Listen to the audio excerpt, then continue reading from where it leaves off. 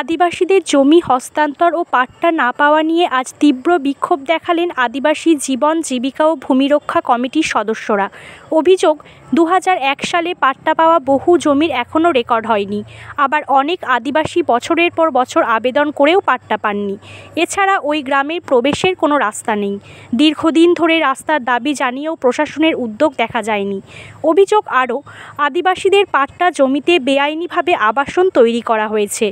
এই জমি ফেরত দেওয়া ও মৌলিক অধিকার রক্ষার দাবিতে আজ বোলপুর ভূমি দপ্তরের সামনে সভাপতি শিবু সোরেনের নেতৃত্বে বিক্ষোভ অনুষ্ঠিত হয়।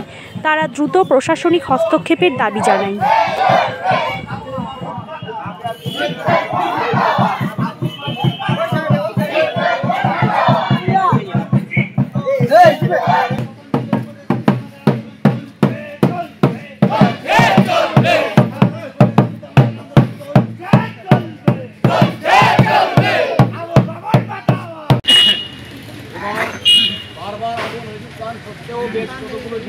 বিক্ষোভ কর্মসূচি কিসের? আমাদের বিক্ষোভ কর্মসূচি আমরা এসেছি আদিবাসী জীবন জীবিকা ও ভূমি রক্ষা কমিটির পক্ষ থেকে।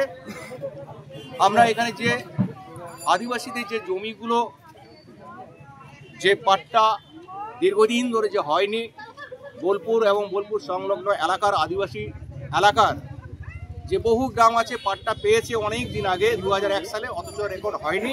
সেই সমস্ত রেকর্ড যাতে করা যায় সেই দাবি যেমন আছে। অনেক বছর ধরে একটা গ্রাম হয়ে আছে, সেখানে না পাট্টা না পর্চা কোনো কিছুই হয়নি।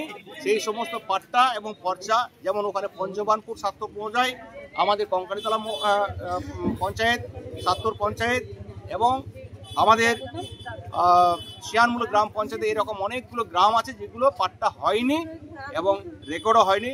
এই সমস্ত গ্রামগুলোতে পঞ্চবানপুর এবং আমাদের যে ঝর্ণাডাঙ্গা সেখানকার পাট্টা যেগুলো হয়নি সেই পাট্টাগুলো গ্রামের যাতে অবিলম্বে হয় এবং পাট্টাপ্রাপ্ত জমিগুলো যাতে অবিলম্বে রেকর্ড করা যায় সেই দাবি নিয়ে এসেছিলাম। আর এসেছিলাম আমাদের যে সমস্ত আদিবাসী শ্মশান ভূমিগুলো রেকর্ড হয়নি, দীর্ঘদিন ধরে আমরা আবেদন করে আসছি, আমরা দরখাস্ত জমা দিয়েছি, কিন্তু সেই সমস্ত জিনিস সেটা না হওয়ার জন্যই আমরা এখানে এসেছিলাম।